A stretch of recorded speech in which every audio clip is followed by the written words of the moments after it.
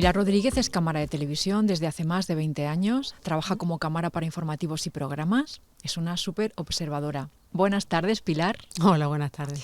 Gracias por estar en esta entrevista orgánica para Interalmeria Televisión. Estamos en Castel de Rey, que es tu barrio, un barrio muy peculiar porque está en un acantilado, tenemos vistas al mar. Sí, la verdad es que es un sitio en el que se está bastante bien. Muy bonito. Sí. Bueno, Pilar, lo de superobservadora lo digo como algo extraordinario que ocurre en tu trabajo y que creo que es difícil que se dé en otro lugar. Estás presente todos los días en muchos de los acontecimientos que ocurren en la provincia, acontecimientos de todo tipo, situaciones muy diferentes, modos de trabajo, sensibilidades, con personas a veces muy implicadas o afectadas por algo. Y además la peculiaridad es que estás como observadora, sin intervenir, captando la imagen y el sonido para contar de la mejor manera esa realidad a otras personas que ven esa realidad a través de ti. Eso me parece algo muy único. ¿Cómo lo sientes tú? ¿Cómo te afecta de manera profesional o personal? Pues sí, la verdad es que gracias a mi profesión, después de tantos años, yo he tenido la oportunidad de conocer a mucha gente. Gente interesante y gente que tenía proyectos que la verdad que merecían la pena, ¿no? Y no solamente gente, sino lugares, proyectos de todo tipo, ¿no? Y eso se lo debo a mi trabajo, ¿no? Luego, por otro lado, yo pienso que mi trabajo, aunque suene atópico, mi trabajo es vocacional. Te tiene que gustar mucho, porque la verdad es que nosotros trabajamos en multitud de sitios diferentes, con gente muy diferente, en situaciones muy variadas. Y no todas las situaciones son agradables. Hay algunas que sí, pero otras no lo son tanto. Y luego tiene otra peculiaridad, y es que siempre trabajamos en directo. Quiero decir que las cosas ocurren una sola vez, y si lo grabas bien, y si no, ya lo has perdido. Entonces, eso hace que el hecho de captar las imágenes sea algo importante, ¿no? Yo pienso que eso que tú comentabas de esa capacidad de observadora, a mí me hace tener una cierta responsabilidad, porque yo pienso que la gente que ve las noticias se informa a través de las imágenes que yo grabo, y a mí eso me da responsabilidad.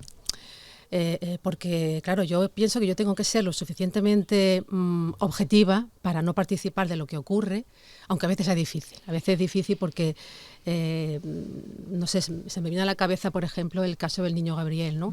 O cuando llegan pateras. Tú, por mucho que tú te parapetes detrás de la cámara, tú estás participando de lo que está ocurriendo ahí y tú no puedes quedarte al margen, ¿no? Pero bueno, independientemente de eso, quiero decir que con el paso del tiempo, con el paso de los años, yo creo que los cámaras hemos llegado o llegamos a adquirir algo parecido a una especie de tacto o de sentido común que también te hace saber en qué momento tienes que grabar y en qué momento tienes que dejar de hacerlo, para no molestar a la otra persona o incluso para protegerte a ti mismo. Te pongo por caso cuando grabamos en manifestaciones que pueden derivar en altercados, oye, pues tú tienes que protegerte, ¿no? De todas formas, yo pienso que nuestro trabajo se basa sobre todo en que tienes que ser una persona honesta y con sentido común.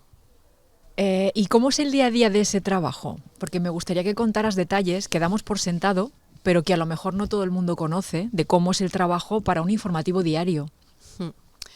Pues mira, el trabajo en un informativo diario comienza cuando las noticias llegan a la redacción. Bueno, primero me gustaría decir que hay una serie de personas que forman parte del equipo para que esa noticia se pueda construir, ¿no? Y no quisiera olvidarme de nadie, y todos son igualmente importantes, desde el editor, el redactor, el cámara, el montador, el técnico electrónico, el técnico de sonido, el documentalista, el que pone los rótulos, hasta el conductor. Todos son igualmente importantes, todos, ¿no?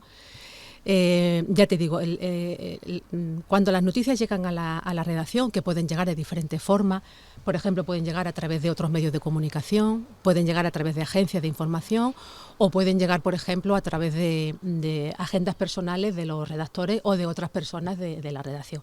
Pues bien, una vez que esas noticias llegan a la redacción, pues el editor es el que se encarga de repartir esa información, de decir cuáles son las informaciones que se van a cubrir y cuáles no. Una vez que a mí me llega y me dicen tú tienes que ir a tal sitio o a tal otro, yo tengo que preparar mi equipo. Y mi equipo está compuesto por la cámara, el trípode, el micrófono, los cables, las baterías, las tarjetas. Después de eso nos repartimos, cada cámara se va a grabar lo que le corresponda, vamos en coche de producción con el redactor que nos haya correspondido y llegamos al sitio donde se va a producir la noticia, bien sea una rueda de prensa, una manifestación, un acto cultural, lo que sea, ¿no? En ese momento, y sobre todo esto también es una cosa muy característica de nuestro trabajo, que siempre trabajamos con rapidez, mucha rapidez. Sí. Todo eso ya lo sabes, ¿no? Trabajamos siempre con mucha rapidez y con un poquito de estrés, también hay que decirlo, con un poquito de estrés, sí, porque tienes que llegar al sitio y tienes que montar todo el equipo. Una vez que lo has montado tienes que preocuparte de que el sonido llegue de manera correcta, de que la imagen también se grabe de manera correcta. Hay que tener en cuenta la luz, el enfoque, el filtro que le tienes que colocar a la cámara y una serie de otros elementos en los que no vamos a entrar porque no viene en el caso, ¿no? Claro, una vez que tú has grabado ya lo que nosotros llamamos los totales, que son las intervenciones de la persona que está hablando en ese momento, porque el redactor ya me ha dicho, oye, ya hemos terminado de grabar los totales, yo ya puedo hacer lo que llamamos los recursos. Los recursos son los diferentes planos que se graban desde diferentes posiciones para que luego después en el montaje el montador pueda unir, seleccionar las mejores imágenes que ya previamente se han grabado, unirlas y confeccionar la noticia.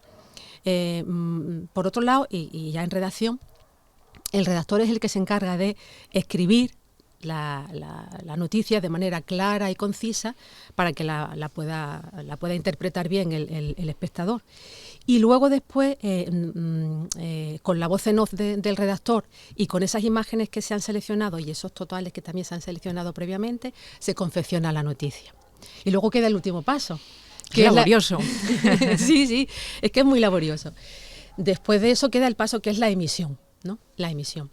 En la emisión intervienen un realizador, un ayudante de realización, que en algunos casos es un montador, que es el que lanza las noticias, una persona que se encargue de colocar los rótulos, el técnico de sonido, el técnico electrónico, el redactor, el presentador, que es el que presenta las noticias, y el cámara, que son los que están en el plató.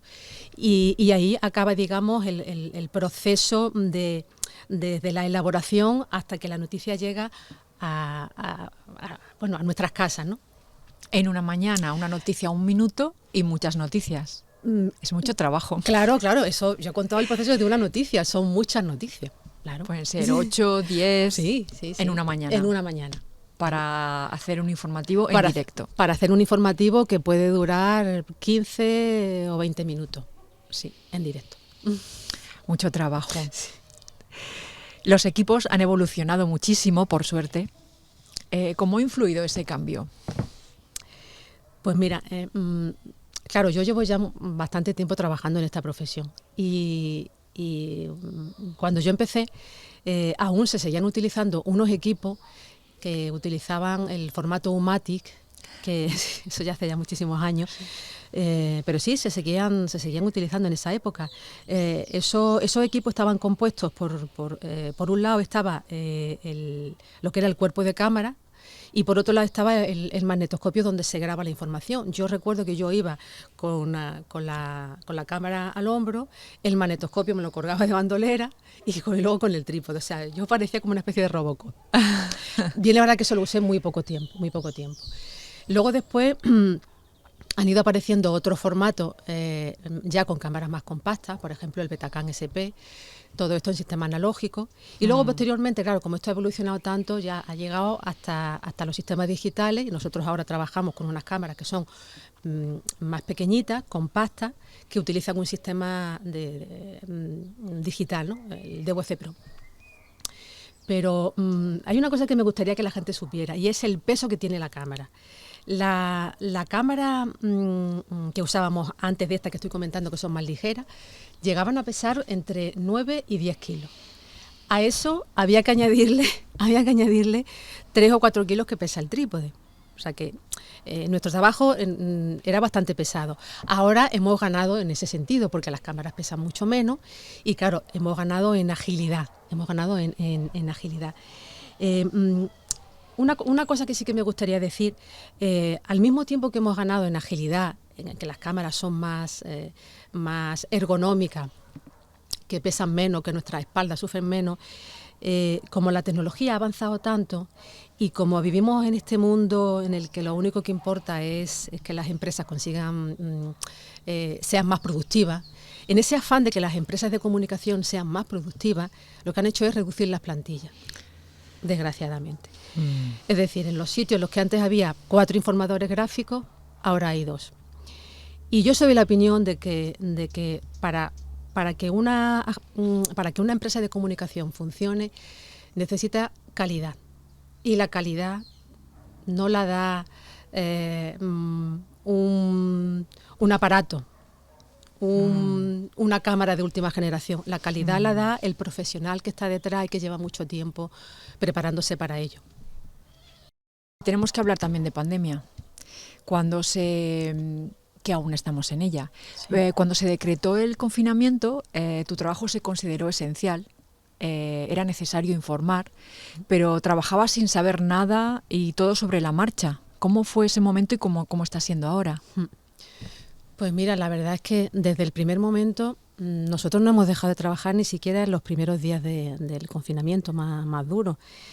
Y la verdad es que nuestro trabajo en esos momentos había una sensación muy rara. Se trabajaba sin saber qué era lo que estaba pasando. Y la verdad es que fueron días un poco caóticos y fue duro. En los primeros días del confinamiento, nuestro trabajo, nosotros teníamos una serie de medidas de seguridad que las teníamos que llevar bastante a rajatabla. Trabajábamos con guantes y con mascarillas. Aún seguimos trabajando con la mascarilla, ya los guantes no.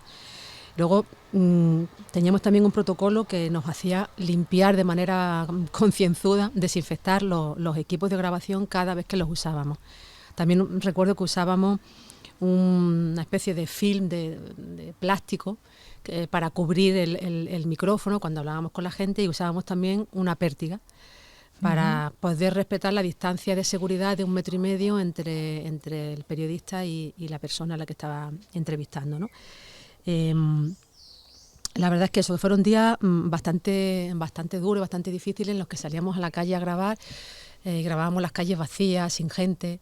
Claro, no podíamos entrar a ningún sitio, no había convocatorias de ruedas de prensa, no se podía entrar a grabar en casa de nadie. Entonces era una situación bastante complicada, y por otro lado, la gente en sus casas tenía necesidad de saber qué era lo que estaba pasando, tenía necesidad de estar informado.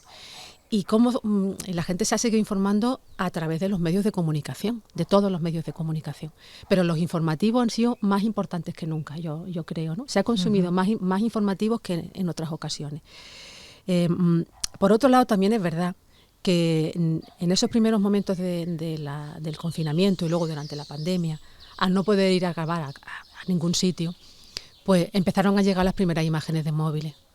Esas imágenes de móviles estaban grabadas por personas usuarios normales y corrientes, que aportaban sus declaraciones sin tener por qué saber cómo tienes que grabar, ¿no? O también nos llegaba de instituciones gubernamentales, etcétera, ¿no? Entonces, claro, es cierto que el uso del móvil durante esta pandemia ha servido para que podamos hacer algunas informaciones que de otra manera no podíamos haberlas hecho. Y de hecho, claro, como el tema de los móviles ha avanzado tanto, pues hay móviles de última generación.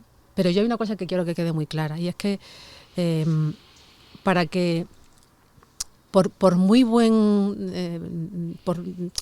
que sea un móvil o una cámara o cualquier aparato, lo que hace buena la imagen, lo que hace bueno el sonido, lo que hace la noticia, quien hace la noticia es el profesional que está detrás.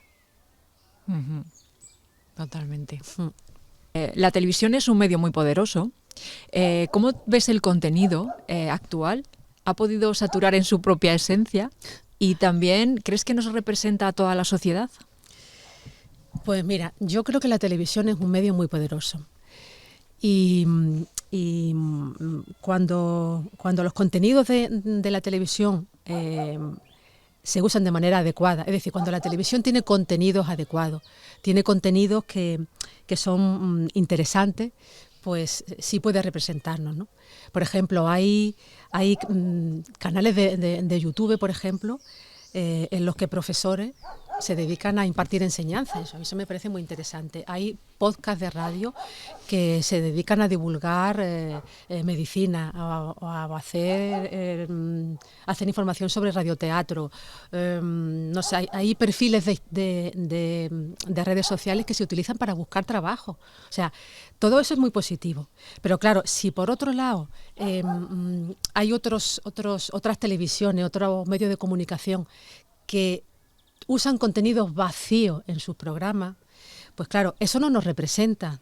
Bajo mi punto de vista, eso no nos representa. Estamos hartos de ver programas en los que si tú rascas así un poquillo, te das cuenta que solamente hay luz y artificio. Es como si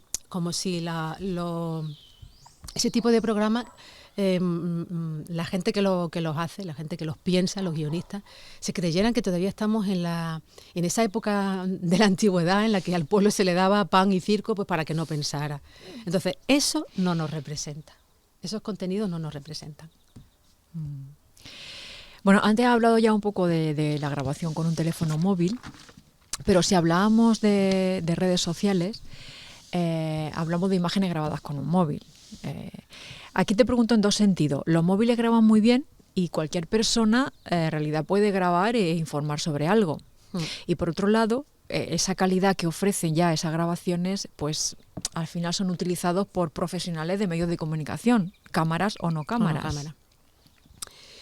Mira, lo que está claro, como ya hemos dicho antes, que la tecnología del móvil está aquí y eso no podemos obviarlo. Pero mira, yo creo que todos nos acordaremos, en enero del año pasado, en enero del 2021, ocurrió en Madrid una explosión de gas en un edificio. Las primeras imágenes que se grabaron, las grabaron personas que pasaban por la calle y que las grabaron con su móvil. Esas imágenes se hicieron virales y fueron las primeras imágenes que los espectadores vieron en los informativos. En ese momento nadie se fijó si las imágenes estaban bien grabadas, si el sonido estaba bien, si estaba enfocado, si no estaba enfocado. ¿Por qué? Pues porque lo que importaba era la inmediatez. La inmediatez. Pero luego después, poquito después, ya llegaron los profesionales, con las cámaras, con todos los equipos profesionales para hacer directos, para tomarles declaraciones, testimonios a las personas que estaban allí y hacerlo de manera profesional, que es a donde yo voy.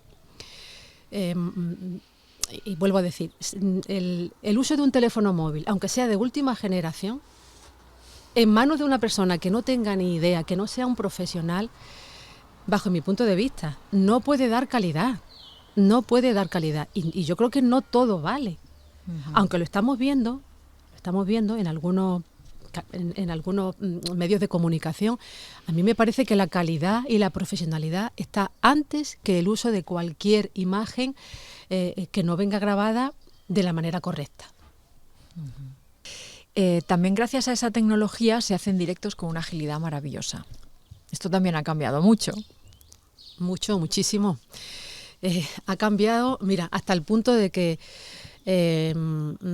hasta hace un tiempo la única manera que había de hacer un directo era con lo que se llaman las unidades móviles. Son unos vehículos que están adaptados, llevan incorporados 1, 2, 3, 4 o más cámaras, ¿no? Pero claro, esos equipos son muy pesados, muy costosos, necesitan mucha gente, una infraestructura bastante pesada. Moverlos de un sitio a otro es una cosa bastante pesada. Y claro, y el asunto de la inmediatez como que no está ahí muy bien resuelto. Aún se siguen utilizando, por ejemplo, para grandes retransmisiones deportivas, para grandes conciertos, etcétera, ¿no? Pero hace poco ha llegado lo que nosotros llamamos la mochila. La mochila. La mochila. Lo llamamos la mochila porque es un aparato así pequeñito que te puedes colgar a la espalda, ¿no? Es tan versátil, te lo puedes colgar a la espalda y funciona perfectamente. Para que nos hagamos una idea, es como lleva dentro, entre otras cosas, una serie de tarjetas de los diferentes compañías telefónicas para asegurar la cobertura en diferentes lugares, por muy lejanos que estos lugares estén, ¿no? Entonces, claro, lo que hace la mochila es que es un medio menos costoso, un medio más fácil de manejar y que se amortiza rápidamente y que hace que en un momento dado, pues el cámara con un cámara y con un redactor puedes tener un directo armado en un minuto. Las conexiones en directo es quizá una de las cosas que se pueden hacer más impresionantes, ¿no? En una televisión, ¿no? Y más también necesaria, importante. Mira, sobre todo ahora que con la nueva tecnología de la mochila, pues claro, toda esa infraestructura se ha abaratado muchísimo. Por ejemplo, el último directo que nosotros hemos hecho ha sido en la Plaza de Toros de Roquetas con motivo de las vacunaciones masivas que se están llevando a cabo con el tema de la pandemia. Pues bueno, para hacer las conexiones en directo lo único que tengo que llevar es mi equipo normal, el micrófono, la cámara, el trípode y la mochila, ¿no? Bueno, pues llegamos al sitio donde se va a hacer el directo, el redactor y el cámara. Y una vez que yo tengo colocado todo el material, el trípode, la cámara, el micrófono que lo tiene el redactor y conecto la mochila, desde el centro de producción, en este caso Sevilla, ya estamos en contacto con ellos. En ese momento, antes de que empiece el directo, hay un productor que por teléfono se pone en contacto conmigo para que hagamos una prueba de sonido y de imagen para controlar que está todo perfecto, ¿no? Hay otro productor que también por medio de la telefonía móvil se pone en contacto con el redactor para que le llegue el retorno, que le lleguen las órdenes y ver que está todo correcto. Y cuando llega el momento del directo, pues lo único que tenemos que hacer es que el redactor da paso a la noticia y ya está. Es que es así de sencillo, porque la unidad, o sea, la mochila, el aparato en sí, funciona como un teléfono móvil, mientras que el teléfono móvil transmite datos solamente de voz, la mochila transmite datos de voz y de vídeo, o sea que digamos es un poco así en líneas fáciles, ¿no? Y claro, esto lo que hace es que da una agilidad bastante importante a la hora de hacer un directo en cualquier sitio, en cualquier sitio, en la playa, en la sierra, en cualquier lugar donde haya cobertura de móvil. Es extraordinario, ¿eh? Poder ver una noticia en directo, lo que está ocurriendo. Sí, es un invento muy guay. Sí. Bueno, y vamos a cambiar un poco de tema. Te voy a hacer también una pregunta sobre espectadores. ¿Tú crees, Pilar, que nosotros también tenemos alguna obligación como espectador? Sí, por supuesto que sí. Yo pienso que como espectadores tenemos la obligación de estar bien informados. Tenemos el derecho de estar bien informado, el derecho de exigir una información de calidad, una información auténtica, una información contrastada, pero tenemos la obligación de buscar esa información, porque hoy en día en esta amalgama, en este festival que hay de posibilidades, de medios de comunicación, de posibilidades, de móviles, de redes sociales, es muy fácil que te cuelen una falsa noticia, es muy fácil. Y yo pienso que nuestro deber como espectadores es informarnos, contrastar, pero claro, ¿cómo hacerlo? Yo creo que no estaría de más hacer un pequeñito esfuerzo y salirte de la zona de confort. Es decir, si tú siempre estás acostumbrado a ver el mismo informativo en la misma cadena, intenta hacer el esfuerzo de ver otro informativo en otra cadena de televisión diferente.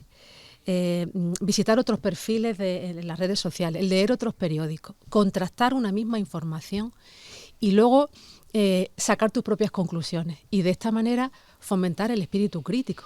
Mira, yo creo que no estaría mal que incluso en los colegios se le enseñara a los alumnos a interpretar las noticias para que con el paso de los años pudieran también ellos desarrollar ese espíritu crítico que creo que es muy importante. Muy importante. Muy bien, y ya para terminar, ¿cómo sería para ti la mejor evolución, ¿no?, para un futuro a medio plazo de la televisión, de tu trabajo? Sí.